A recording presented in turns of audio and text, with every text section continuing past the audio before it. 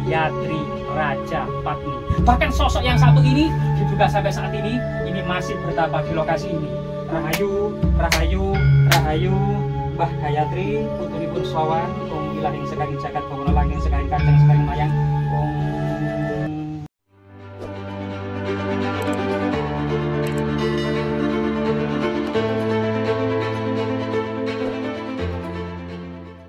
Ya, pemirsa, saat ini kita menelisik jauh ya di pedalaman di atas gunung ini yang diduga seorang Ratu Nusantara atau Ratu Majapahit masih hidup atau keberadaan masih ada hingga saat ini. Ini menimbulkan misteri dan tantangan kita semua untuk memecahkan dan mendaki gunung yang begitu runcing ini. Dimana kemudian cerita tutur masyarakat yang berkembang bahwasanya di atas sana itu ada Putri Gayatri Rajapatni, istri dari Diyawijaya atau Sang Ramawijaya atau Kertarajasa Jayawardhana, sang pendiri kerajaan Majapahit. Coba kita bersama-sama ya, pelan-pelan karena batuannya sangat runcing. Kamera nanti ini oke.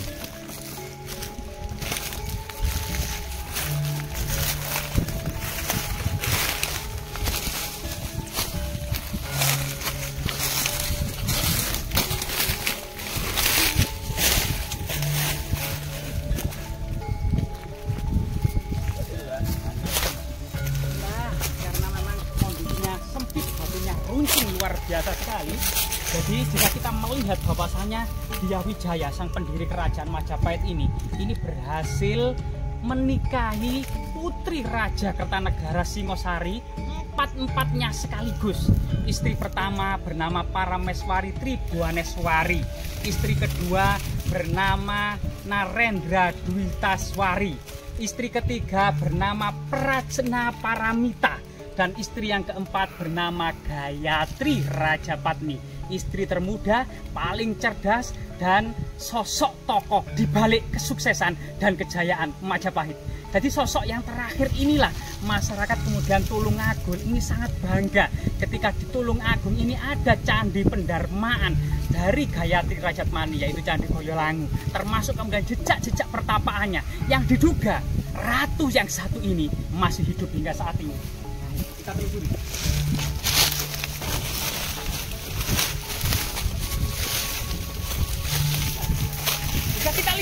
Jika kita lihat siapa sebenarnya yang menjaga Ratu Nusantara atau Ratu Majapahit ini, sosok inilah salah satunya, yaitu naga raksasa yang bertapa membantu hingga jutaan tahun yang setia menjaga sang putri. Jadi ini kepalanya gitu ya, badannya masuk ke dalam gunung sampai menembus sampai puncak gunung sana. Ya, kita akan terlihat gitu ya. Di sini memang batu-batunya sangat teruncing sekali. Siapa sangka yang dahulunya dikira batu biasa, ternyata adalah ular naga raksasa yang selalu setia menjaga Ratu Majapahit. Jadi coba kita naik ke atas pelan-pelan lagi ya teman-teman.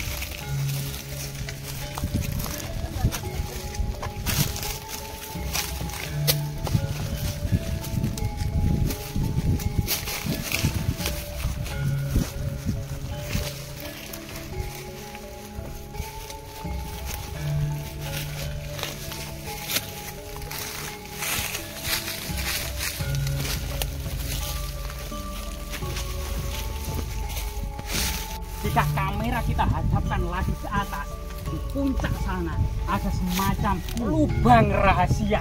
Nah, lubang rahasia inilah yang di sana dipercaya ada seorang ratu yang sedang bertapa. Nah, disitulah.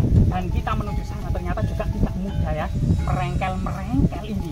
Dan tetap kita akan kemudian menuju ke sana demi membuktikan keberadaan sosok ratu tersebut kepada para netizen ya, pada para pemirsa semuanya. Ayo kita mendaki.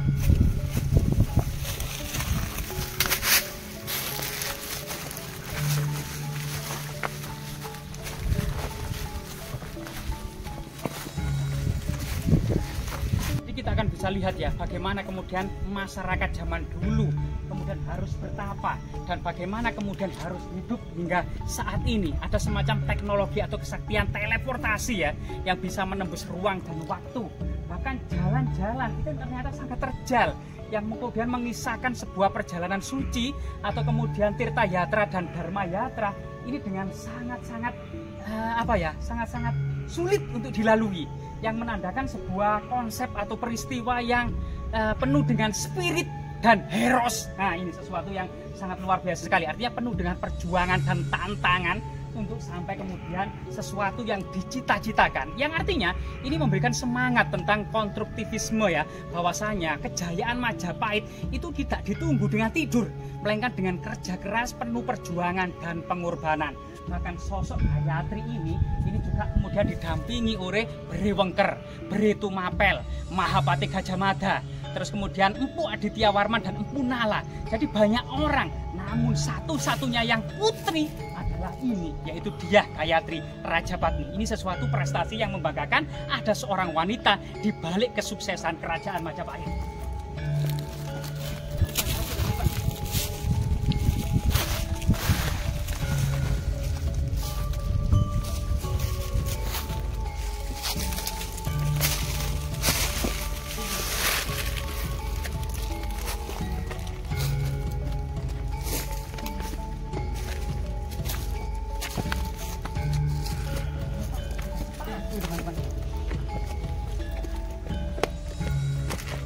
Ini ada sepatu. Berarti ada orang yang sedang bertapa berarti. Artinya memang lokasi ini selain kemudian menjadi situs budaya, situs yang monumental, situs bersejarah, ternyata hingga saat ini situs-situs seperti ini tetap menjadi situs religi bagi masyarakat ya. Ini artinya situs ini terus berkesinambungan, masih dimanfaatkan oleh masyarakat sebagai situs religi yang penuh dengan kesakralan dan nilai-nilai magis lainnya. Ada mungkin teman-teman di sini, ini jalan yang paling sulit ya dilalui. Mungkin ini oh ya, pada musim kemarau ternyata batu-batuan tidak begitu licin, ternyata kita bisa mudah ya untuk mendaki gunung ini.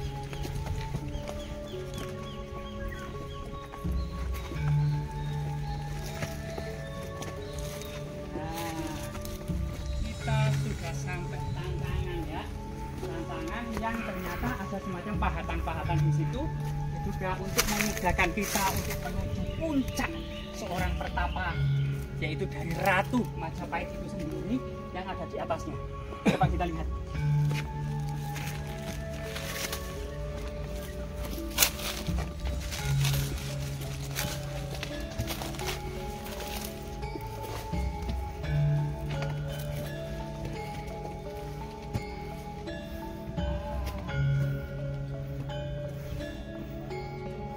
Oke, sambil menunggu para teman-teman kameramen yang lain, sangat luar biasa sekali ya peradaban kuno ini ya, dengan semangat spirit dan heros. Batu dan gunung yang curam ini digunakan sebagai kemudian tempat untuk melakukan olah spiritual dan tingkat kemagisan yang cukup tinggi ya. Orang bertapa meninggalkan sesuatu yang duniawi dan kemudian fokus memperdalam dharma hingga kemudian moksa, bahkan diduga masih hidup hingga saat ini. Nah, rahayu, rahayu, rahayu.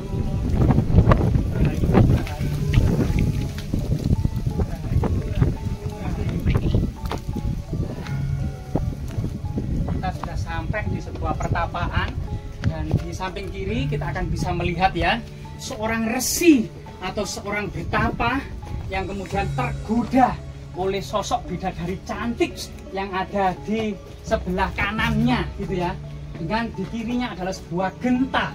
Genta ya, genta artinya memang diduga ini adalah sosok resi dengan bentuk surban atau kepalanya gitu ya.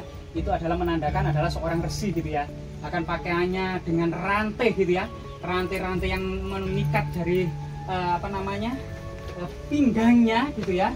Dan ini kemudian ada seorang bidadari yang sangat cantik. Ini adalah sesuatu gambaran yang sangat istimewa gitu ya. Nah, kemudian jika beralih kemudian ke kanan, ini sama juga. Yang ada seorang resi kemudian dengan wanita cantik jelita yang kemudian dengan ciuman. Di samping kirinya juga ada semacam genta-genta. Namun di sini banyak relief ya, yang diduga ini adalah kisah Arjuna Wiwaha yang digoda oleh 7 bidadari, namun belum sempat terpahat atau mungkin sudah aus atau mungkin dihancurkan pada waktu tertentu. Namun ini ada di depan, ini adalah sosok Arjuna yang bertapa. Dikisahkan bahwasanya Arjuna bertapa di Gunung Indrakila. Waktu itu adalah guna untuk kemudian mencari senjata Pasupati, guna menghadapi para Kurawa.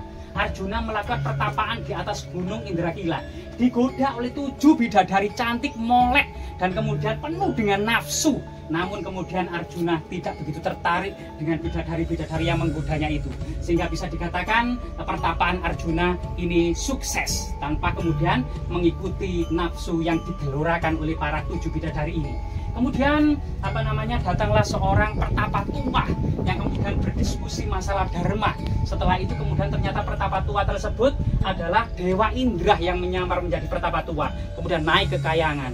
Setelah itu datang Celeng Senggi yang mengamuk. Celeng Senggi yang mengamuk ya, mengobrak-abrik pertapaan Arjuna. Namun dipanah oleh Arjuna dalam waktu yang sama, di lubang yang sama, 2 anak panah menembus perut Celeng Senggi. Ternyata kemudian ada pertapa tua yang mengaku telah membunuhnya, sehingga kemudian berdebat dengan Arjuna, siapa sebenarnya yang membunuh Celeng Senggi ini. Akhirnya pertapa tua tersebut menyadari dan kemudian ternyata merupakan Dewa Siwa yang kemudian menyamar menjadi seorang pemburu tua, yang akhirnya kemudian di kayangan atau di surga diobrak-abrik oleh raksasa Niwa Katawaca, yang kemudian seluruh para dewa tidak ada yang berhasil menghadapinya dan harus meminta bantuan manusia. Inilah dewa harus meminta bantuan kepada manusia untuk menyelesaikan perkara yang ada di langit atau kayangan.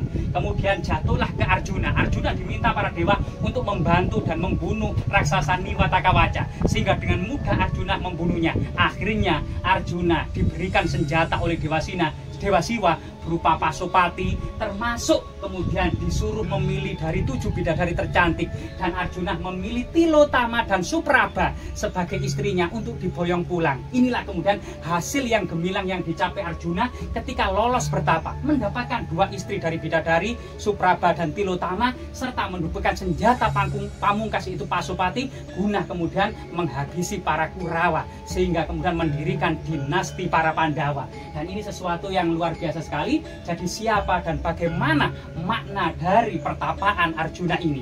Bahkan masyarakat setempat sampai saat ini pertapaan ini dengan nilai-nilai cerita yang ada di dalam kitab Arjuna Wiwaha ini merupakan pertapaan dari istri termuda dari sang pendiri kerajaan Majapahit yang saya jelaskan tadi, yaitu wanita tercantik, wanita paling cerdas, yaitu sosok wanita di balik kesuksesan dan kejayaan kerajaan Majapahit yang bernama Gayatri Rajapatni. Bahkan sosok yang satu ini diduga sampai saat ini masih bertapa di lokasi ini. Rahayu, Rahayu, Rahayu, Mbah Gayatri, putunipun sowan, wilahing sekaring jagat bawana langking sekaring kacang sekaring mayang. Semoga bermanfaat.